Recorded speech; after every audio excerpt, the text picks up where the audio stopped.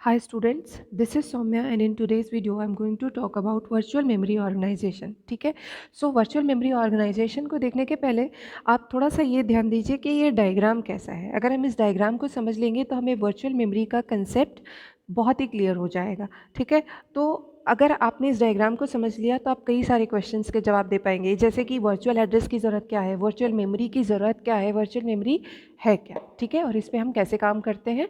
Okay, सो सबसे पहले हम देखते हैं कि हमारा हायरार्की में सबसे पहले कौन है, प्रोसेसर, और जो भी इंस्ट्रक्शन आएंगे वो कहाँ पे आके इंस्टॉल होंगे, नहीं कहाँ पे आके एग्जीक्यूट होंगे, प्रोसेसर में। ठीक है, और हमारे पास प्रोसेसर जो है सबसे पहले जो भी उसे डेटा चाहिए उसको कैश में चेक करता है। ठीक है, अगर वो कैश में मिस हो गया तो वो कहाँ पे आएगा, मेन मेमोरी के पास आएगा, और मेन मेमोरी में मिस हुआ तो वो डिस्क में आके चेक करेगा, और इसके बाद ये डेटा इस तरह से वापस जाएगा और प्रोसेसर उसे एक्सेस कर लेगा। ठीक है, मीन सीक्वेंस मेंटेन रहेगा। अल्टीमेटली प्रोसेसर डेटा को कैश से ही उठाएगा। ओके, अच्छा ठीक है भाई। तो अगर ऐसा है कि एक चीज़ तो श्योर है कि जो भी डेटा चाहिए प्रोसेसर को वो 101% हमें डिस्क में मिल जाएगी, then why we are accessing the cache and then main memory and then we are going to disk storage, हम डायरेक्टली क्यों नहीं आते। तो उसका जवाब ये है कि processor is much and much faster than your disk storage. Okay, so अगर प्रोसेसर डिस्क स्टोरेज को एक्सेस करता है तो ये बहुत ही टाइम कंज्यूमिंग प्रोसेस होगा। ठीक है, it will take very much time.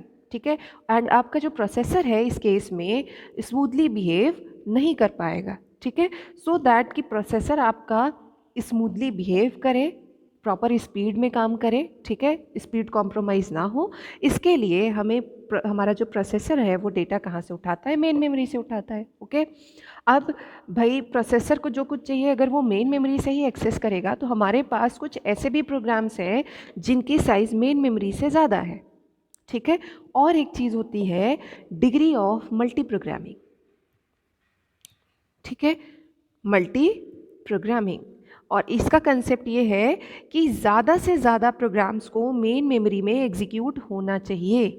ठीक है, तो डिग्री ऑफ मल्टी प्रोग्रामिंग आपको हमेशा हाई रखना है, और डिग्री ऑफ मल्टी प्रोग्रामिंग का क्या मतलब है, number of programs being executed in main memory. ठीक है, तो हमारी कोशिश ये होनी चाहिए कि हम डिग्री ऑफ मल्टी प्रोग्रामिंग को हमेशा इंक्रीज रखें, ज़्यादा से ज़्यादा हो। ठीक है, तो हमारे पास जो, अच्छा अब हम आते हैं कि हमारे पास प्रोग्राम्स होते क्या क्या हैं। जैसे हमारे पास बहुत सारे एप्लीकेशंस आते हैं, आप वीडियोस रखते हैं, सॉफ्टवेयर इंस्टॉल करते हैं। ठीक है, आप जो आपके पास बहुत सारे प्रोग्रामिंग टूल्स हैं आप उनको इंस्टॉल करते हैं, बहुत सारी चीज़ें आप अपने लैपटॉप या फ़ोन में इंस्टॉल करके रखते हैं। वो इंस्टॉल कहाँ होता है, तो उसकी जो स्टोरेज रिक्वायरमेंट है वो तो डिस्क स्टोरेज फुलफिल करता है। ठीक है, तो और दूसरी चीज़ कि प्रोसेसर डिस्क स्टोरेज को डायरेक्टली एक्सेस भी नहीं करेगा। मतलब अगर आपको कई सारे प्रोग्राम्स को एक साथ रन करना है तो वो सारे प्रोग्राम्स को मेन मेमोरी में लाना होगा। अगर वो मेन मेमोरी में नहीं आते हैं तो आप, जैसे आप क्या कहते हैं, हम पैरेलल में हम सी की प्रोग्रामिंग कर रहे हैं, साइड में एक वीडियो चल रहा है उससे हम गाना सुन रहे हैं, वो वीडियो की साइज़ सपोज़ 4 GB है। ठीक है, और जो आपका जो आप सॉफ्टवेयर यूज़ कर रहे हैं फॉर प्रोग्रामिंग उसकी भी साइज़ 4 GB है। ठीक है, इसके अलावा आपने कुछ एक फ़ोटो एडिटर या कोई और एप्लीकेशन है जो बैकग्राउंड में चल रहे हैं तो उसकी भी साइज़ कुछ 2 GB है। ठीक है, और जो मेन मेमोरी है उसकी साइज़ 1 GB है। So in that case what should I do. ठीक है, तो और इस केस में ये भी है कि multiple program should execute in main memory so that degree of multi programming could be high. Okay, so अब देखो इसका सॉल्यूशन ये है कि हम प्रोग्राम्स को, जो हमारे बड़े बड़े प्रोग्राम्स हैं उनको हम पार्ट पार्ट में डिवाइड कर लें। चलो ये तो दूसरी बात हुई। अब डिग्री ऑफ मल्टी प्रोग्रामिंग को ज़्यादा करने के लिए हमें इसकी साइज़ को, मेन मेमोरी की साइज़ को बढ़ाना होगा। We need to increase the size. ठीक है, तो डिग्री ऑफ मल्टी प्रोग्रामिंग को बढ़ाने के लिए हमें मेन मेमोरी की साइज़ को इंक्रीज़ करना होगा। अब इसको इंक्रीज़ करने का तरीका, आप कह रहे हैं कि मैम अभी तक हम इसको 4 GB यूज़ कर रहे थे, हम इसको बढ़ा के 20 GB कर ले। ठीक है, अगर आप ऐसा सोच रहे हैं कि हम यहाँ पे रैम की साइज़ को बढ़ा दें then your computer is going to be very expensive. ठीक है, तो हमें इस कॉस्ट को भी बैलेंस करना है।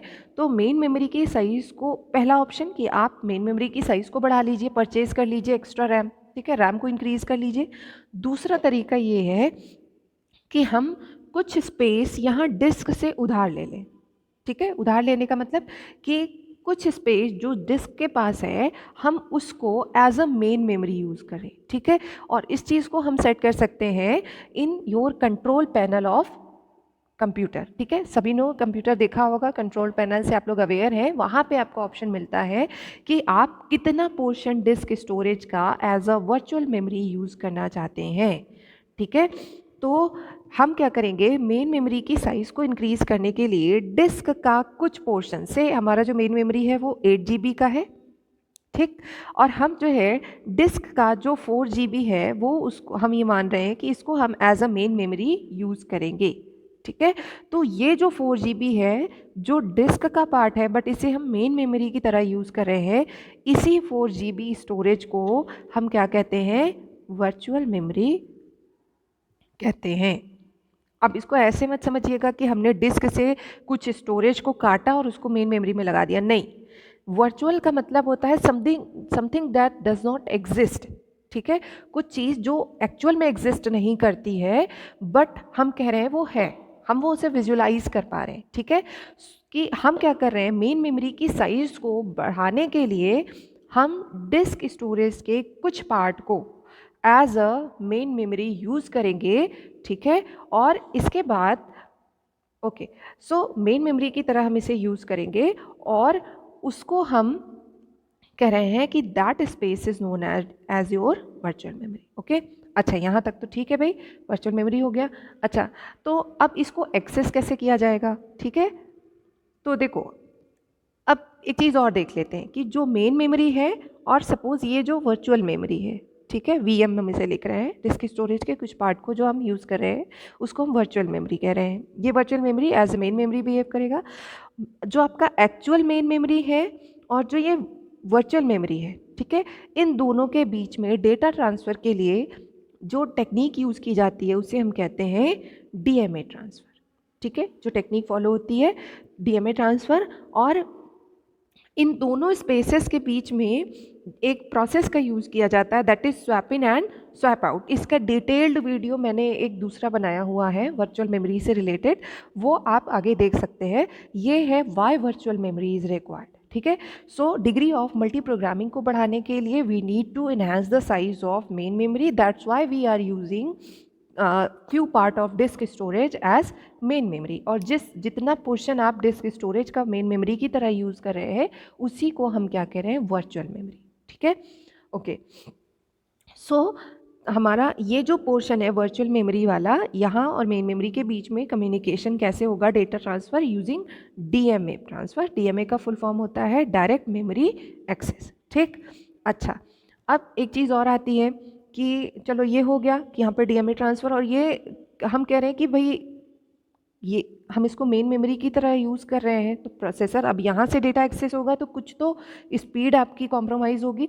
तो देखो एक इसमें ऑपरेटिंग सिस्टम आपका पार्टिसिपेट करता है। ये जो डेटा ट्रांसफ़र है between main memory and disk storage, ये इतना फास्ट होता है, इतना ज़्यादा तेज़ी से आपके पास ये कम्युनिकेशन होता है मेन मेमोरी और डिस्क स्टोरेज के बीच में या वर्चुअल मेमोरी के बीच में, कि आपको पता ही नहीं चलता कि प्रोसेसर किससे कम्युनिकेट कर रहा है, मेन मेमोरी से या डिस्क स्टोरेज से। अच्छा, अब अगली बात आती है कि इस वर्चुअल मेमोरी को हम किस तरह से एक्सेस करेंगे। ठीक है, तो वर्चुअल मेमोरी से जब कोई डेटा को उठाना होता है तो प्रोसेसर वर्चुअल एड्रेस जनरेट करता है। वर्चुअल एड्रेस कौन सा, जिस पोर्शन को आप as a virtual memory use करें उसके लिए अगर कोई एड्रेस जनरेट होगा तो वो क्या होगा, virtual address. Okay, virtual address को हम फिज़िकल एड्रेस में कन्वर्ट करते हैं। ठीक है, और इस कन्वर्जन के लिए, वर्चुअल एड्रेस को फिज़िकल एड्रेस में कन्वर्ट करने के लिए एक स्पेशल हार्डवेयर का यूज़ किया जाता है जिसे हम क्या कहते हैं, MMU, that is memory management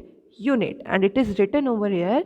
memory management unit translates the virtual address into physical address. Virtual address generated for virtual memory, physical address is for main memory.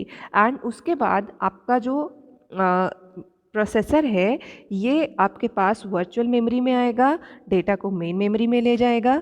ठीक है, उसके बाद आपका जो डेटा ट्रांसफ़र है वो प्रोसेसर के पास हो जाएगा। जो भी चीज़ की रिक्वायरमेंट होगी प्रोसेसर के पास, इंस्ट्रक्शन या डेटा जो भी चाहिए वो उसे मिल जाएगा। ओके, मतलब कोई भी चीज़ वर्चुअल मेमोरी से मेन मेमोरी में जाएगी, इसीलिए हम क्योंकि क्या कह रहे हैं कि फिज़िकल एड्रेस आपका जो है वो किसके लिए, मेन मेमोरी के लिए, ठीक है। और प्रोसेसर को अपनी स्पीड मेंटेन रखने के लिए मेन मेमोरी को ही एक्सेस करना होगा।